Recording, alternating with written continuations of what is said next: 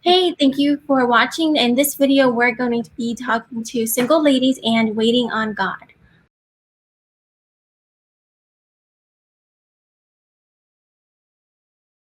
So being single during the holidays. So what are 5 tips on surviving the holidays as a single Christian? For me, I just focus on having fun with my family. I'm used to it by now, not having anybody to bring with me on the holidays or whatever. I mean, I've had that experience before, bringing someone around on the holidays, and then I've had plenty of experiences not. And so I just find that I don't even focus on the fact that I'm single. I focus on what I do have in front of me, which is an awesome family, a family that likes to have fun, a family that's not involved in chaos, a family that is full of peace, full of laughs, full of love. And I just enjoy the people that I do have in my life. I was gonna say avoid situations, events, and people that will tempt you out of your way or that will pressure you out of your way. You know, there are family who be like, if just the amount of pressure they put on you to bring someone with you, and then you're out there looking for somebody and you're forgetting to check in with God or forgetting to wait. So if it's going to be an event that is going to tempt you, if it's going to be a situation or a group of people that will pressure you out of whatever is going on with you, then avoid that and just either go somewhere else, be somewhere else, or be by yourself and enjoy the holiday season by yourself.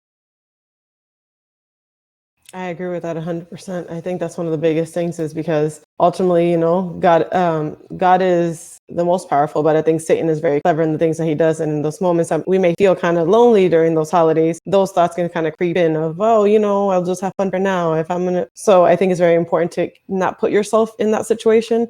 Like it was said, also enjoy your family, the people that you have in now. You have to be happy with the now.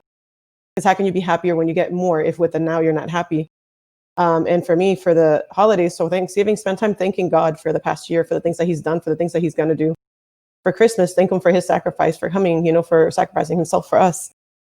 And for New Year's, then start thanking God, to see another year and ask God, like, to lead you in this next year, that everything that you do is purposeful, and towards like what he has for you. I don't think we need to look at him as, oh, I don't have anybody. It's beyond that, I believe.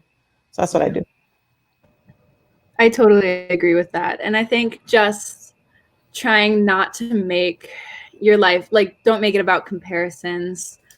Your life doesn't have to be a Hallmark movie to be happy. You've got all these blessings from God. And just like Ashley was saying, like, you have to focus on his sacrifice and his love for us.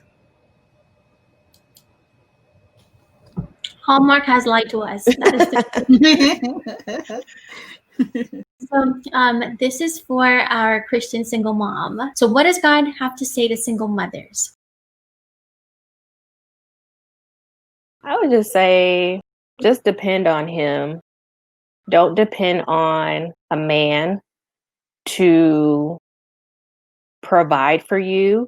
You need to rely on God and the strength that he has given you. You've been able to make it this far with God and without a significant other in your life. And God is all that you need to sustain you. And if it is in his will for you to have someone in your life as a significant other, then it will come in his timing. But until it does, and always, even when you do have that spouse, always depend on him first for everything that you need, because we can't sustain ourselves. God is our sustainer, and we always have to keep that in mind, whether we're single, whether we are married in a relationship. God is always going to be our sustainer. He will never leave us and he will never forsake us.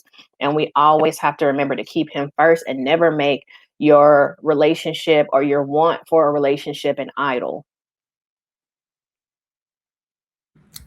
Thank you. And are there examples of single parents in the Bible? When I was researching that question, I saw an example where it was Hagar and Ishmael. She became a single mother. It wasn't really her choice because she was actually a slave and she was forced to sleep with Abraham pretty much.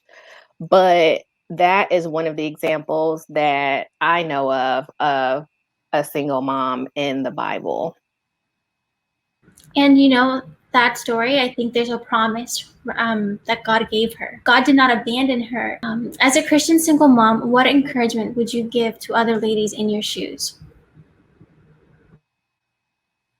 Like I said before, just relying on God.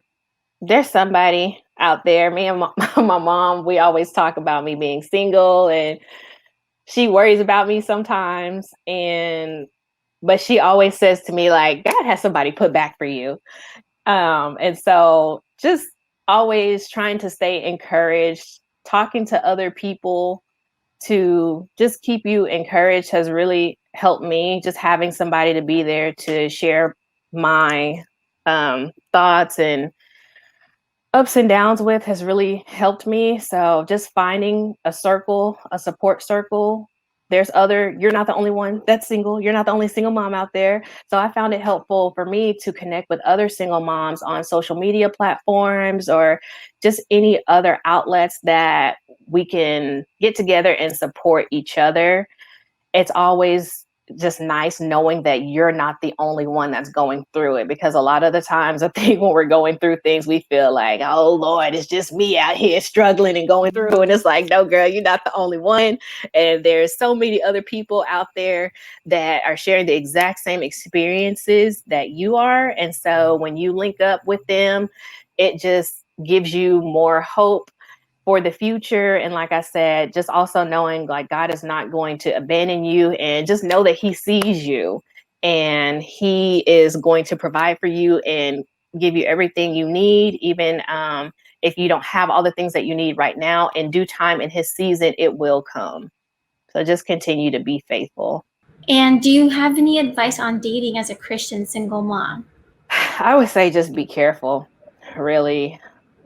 Right now with COVID-19 going on, a lot of people are going to online dating apps.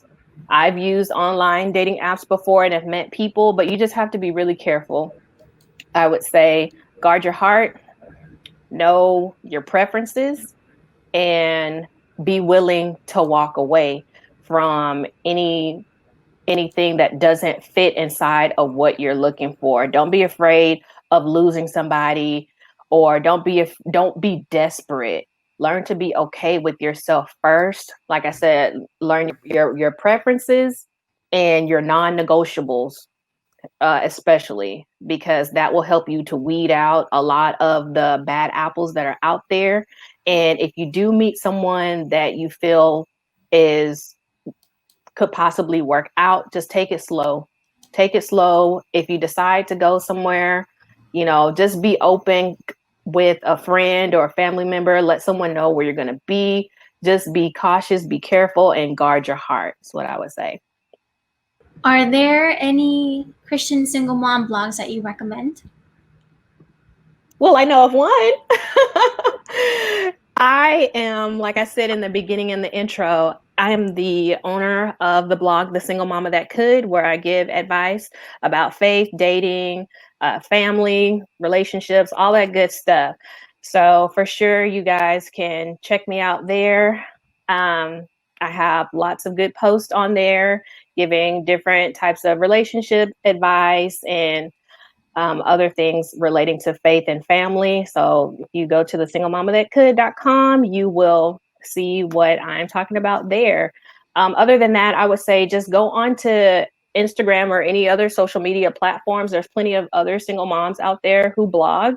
So if you want to see more of that type of content, just do a search on Instagram. And I'm sure that there's plenty of other single moms out there who are blogging about those specific things. So, what does the Bible say about singleness? And does anyone have any Bible verses? I have Genesis 2:18. Then the Lord God said, "It is not good that the man should be alone. I will make him a helper fit for him." Also, like the entire Bible is filled with promises, and it's not specifically to a type of person. So that's another thing. Yeah, and I think I don't know exactly what verse it is, but what you were talking about, you said when God made her that promise and she called him El Roi, the God that sees me. I was like, that's awesome, because sometimes you feel like God doesn't see you. And it's like you feel like everybody around you is so successful and they're in a relationship, or like Chizoba said, there's so many people getting married around you and you just feel like you're the only one that's going through something. But like I said, she referred to him as El Roi, the God that sees me. So I really just took that to heart. And I love that part when she said that, because I can definitely relate when it comes to feeling like I'm the only one out here who's going through the things that I'm going through. So I can appreciate that.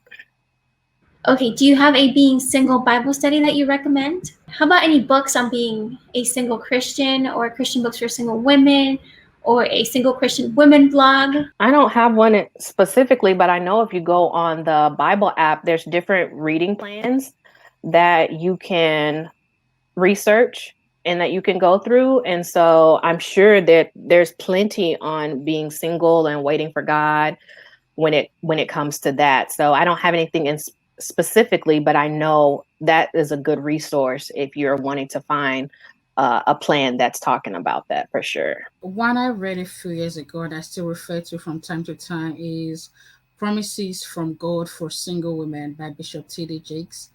And it is filled with Bible verses of God's promises to women, and also some of the bishop's thoughts on being single.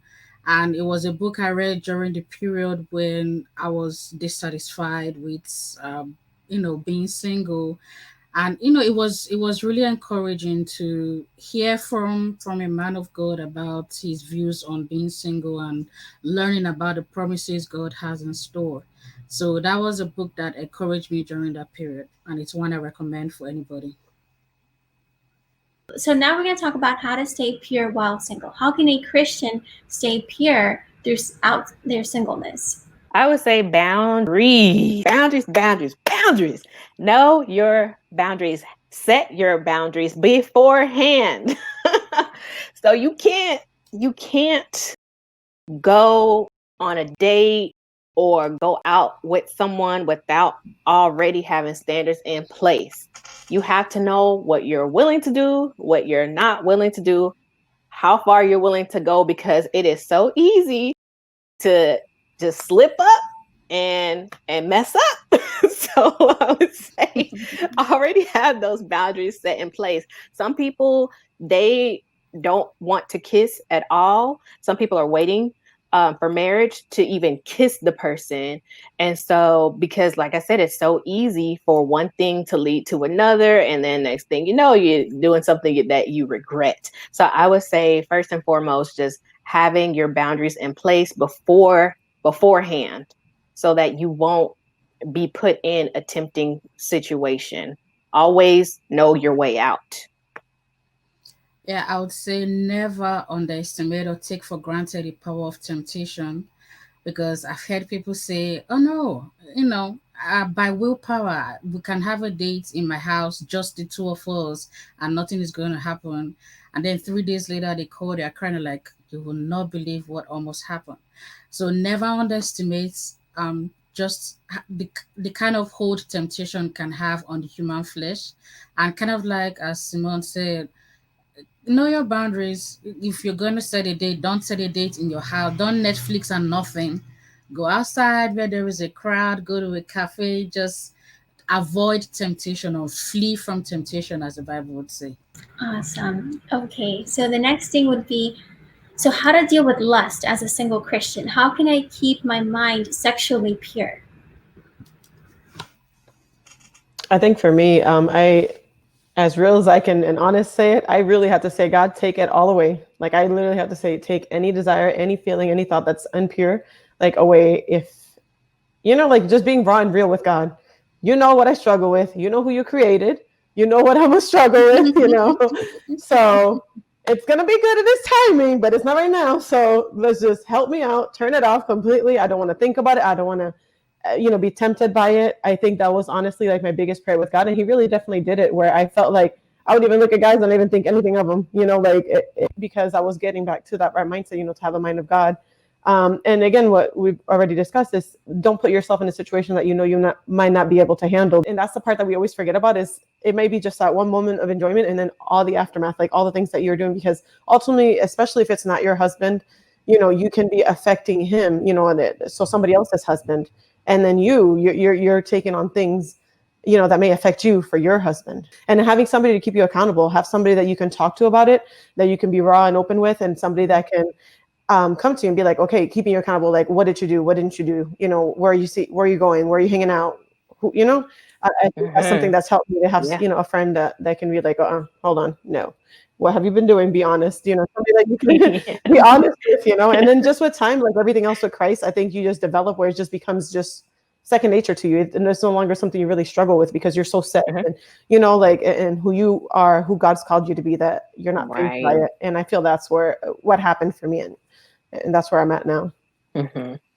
Yeah, that's good what you said about that accountability, because Satan likes to get you isolated so that you don't have any kind of accountability. And if you don't have anybody that can kind of help keep you in check, then it's so easy to just be swayed by any little thing that comes your way, because you don't have that person in your corner cheering for you, praying for you, holding you accountable. So that, I think that's good when you said that. And there are groups out there. There's actually an app. I know I follow someone on Instagram, and she actually created a website, and it's for people who are trying to be pure. They're trying to do things God's way. And you can be on the website if you're just looking for an accountability partner, if you are trying to find someone to date who's actually thinking the same way that you are. You guys are both trying to be pure. You guys are both trying to do things God's way. Or you can be on the site just because you're wanting to make a new friend. But it's called the Sexless Tribe on Instagram. If anybody wants to look her up, she's actually created a website specifically for people who are trying to be pure and do things God's way. So the Sexless Tribe. You talked about boundaries. You both did. Well, all three of you guys talked about boundaries. But what are boundaries in Christian dating? I think this kind of relates to what somebody was saying earlier about how like some people don't even feel comfortable like kissing before they're married. So I think it kind of varies between each group of people, but honestly, whatever you can do to lead each other to God first, whatever you can do to make sure that God is your number one priority even before each other, helps you to set boundaries in your relationship. That's good. Yeah, if it's not leading you closer to God, like just don't do it. Like you have to hold yourself responsible for not only your purity, but the purity of someone else as well. So you don't want to be the downfall of somebody else falling away from God because you're being selfish and you're being lustful. So you have to keep in mind that it's not only for you, but for the other person as well. So we can't be selfish in that. I heard about someone carrying a Bible with them everywhere, and that was their way of staying pure, because the Bible already, just seeing the Bible convicts you in a way. Okay, so let's talk about a godly man. What is the meaning of a godly man, and what is a good man according to the Bible? I feel like when I think about a godly man according to the Bible, I think of any passages where it talks about like the qualities of an overseer or like a leader in the church. And looking at those lists of qualities, I think it's in like Timothy or Titus or something where they say like, oh, like he has to be respectable, he has to not be prone to, like, there are lists of sins like he shouldn't be prone to.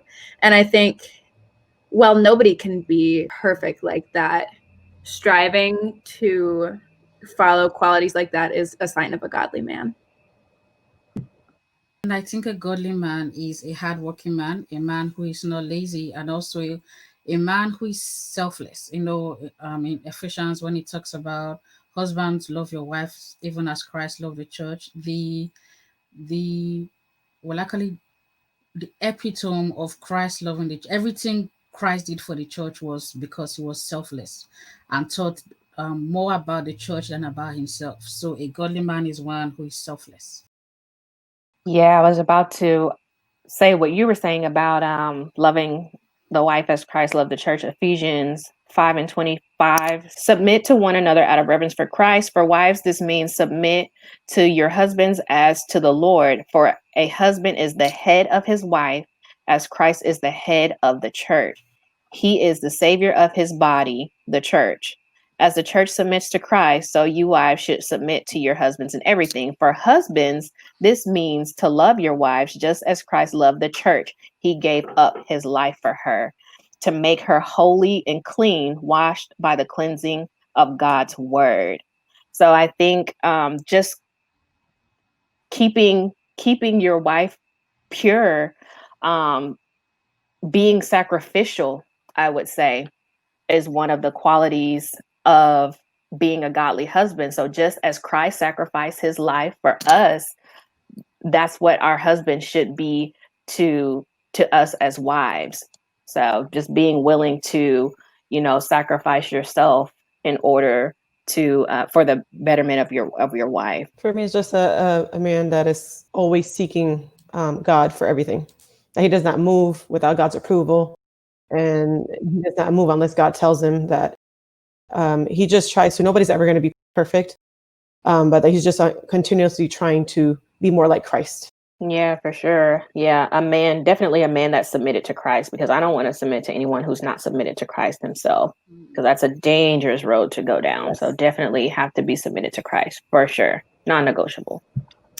I think that something else we should touch on is that, like, in 5 words or less, he should know his sin. Because when you come into a relationship with somebody and they don't know their sin, they might not want to hear it from you, and that can be like such a red flag. That's good. Not be where you need to be in your life, because it might not help you to always be trying to show them the sin that they have. Right. Right. That's good. I think also one of them would be humbleness, and that kind of ties with what Grace said. Because if he's humble, he acknowledges his sins in front of Christ, right? And then if he's humble before God, we can definitely submit to someone who's humble versus someone who's prideful or arrogant and, that machista type. So that's really hard for us to submit to. And I think being teachable goes along with that, with the humility, because if you are not willing to try to change or learn something different than what you're used to, then how are we supposed to grow if you're still stuck in that same mentality? So I think being teachable is definitely a strong quality to look for in a husband, because we're not perfect. But if you're willing to do the work, then that's what matters. We can work with that. Agreed. What would you say to someone who is sick of being single and lonely? Someone who is depressed about being single for so long? I would say marriage is not a cure for loneliness. So if the reason why you want to get married is because you're lonely, marriage is not going to cure that, because you can be in a crowd of people and still be lonely. So work on filling up your loneliness and being happy with being alone first. I think I would say to that, God never wastes any of the seasons in your life. And this can apply to any season that leaves you feeling angry or bitter or lonely.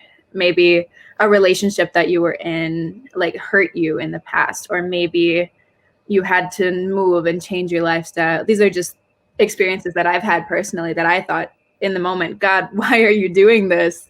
And looking back, I see that God never wastes a season. That's awesome. That makes me think of the verse Romans 8:28, where it says all things work together for the good. Yeah, those who love Christ and are called according to his purpose. So that's awesome. Amen. Yeah, he's going to use everything. Nothing is going to go to waste. He's going to weave that thing together and make it all work out for your good. Yes. Yeah. I would say just if you're sick of being single, then pray harder. Keep working on you, keep asking God, and I just say pray harder. I sometimes say to myself, get over it. This is your season. This is what was dealt to you for a reason. What is God trying to do in you in this time? Right. And God doesn't want to send you just anybody. So you have to be That's right. patient while he's working on whoever he has for you. Mm-hmm. Yeah. And there's so many psalms that say like I called to him, and then Psalms 40 is what I was thinking. The psalm writer says, I waited patiently and then he heard me. And so he's listening to you, but you have to be patient. Beautifully said, ladies. And this question is very similar to the previous one I asked. What would you say to someone who is angry at God for being single? Someone who is tired of waiting on God for a husband? Someone who asks, has God forgotten me? I would say God has not forgotten you. He's just taking his time to prepare you and to prepare the one you're going to get married to. It is best to wait on God's time and marry later than to forge ahead because you are angry and marry your enemy today. So he hasn't forgotten you. He never forgets his own. And your partner is on the way. Just keep waiting. Yeah, his timing is perfect all the time. Okay. So then that wraps it up, guys. That was it for the questions. And I pray that God blesses your life deeply. And, I can't wait for once you find your partner and you come back to this video and you're like, oh my gosh, you can see it. You can watch this together and you can see if your partner was thinking the same things as you were in this moment. So thank you again for your time. I know that Yeah. it was kind of early for some of you, so thank you. And I pray that God blesses you, like I said. And okay, well, if anyone has anything else to share, we can, disconnect. Just thank you for the opportunity. This was so much fun. I'm What? glad that we were all able to meet and get together and just share our thoughts and experiences with whoever is watching. Just stay encouraged. You're not alone. God sees you. And Lily, I just thank you for reaching out to me. It really means a lot to be able to work with you on this. And I wish you and your relationship of the best, and just continue to keep doing what God has called you to do. Thank you so much. Thank you, guys. This wouldn't be possible without you guys. So thank you. Yeah. Thank you all for your wisdom from different points in life. I feel like I've learned so much today. Me too. I think that I want to say thank you also for the opportunity. I think this was great, to hear from so many different women in different walks, of life. And if it's okay with everyone here, I'd love for Lily to share information on how to find you guys, social media, so we can follow you guys. So just thank you. Yeah. Yeah, I mean, I've had a lot of fun and I've definitely learned a lot. A lot of the topics I got to hear from different viewpoints, and I'm going to be adding to my arsenal when I'm having these discussions outside of here. It was fun. I really hope we can do this again. And by God's grace, when each and every one of us are all settled in our homes, to kind of tell our stories from the other side now that we've crossed over to the other side. Yeah. See what waiting did and so on and so forth. That would be so much fun. Maybe we should reconnect in like a year. Just to see. Yeah, do a little follow up. Still like, the same place or has gone to something different. Yes, that would be very interesting.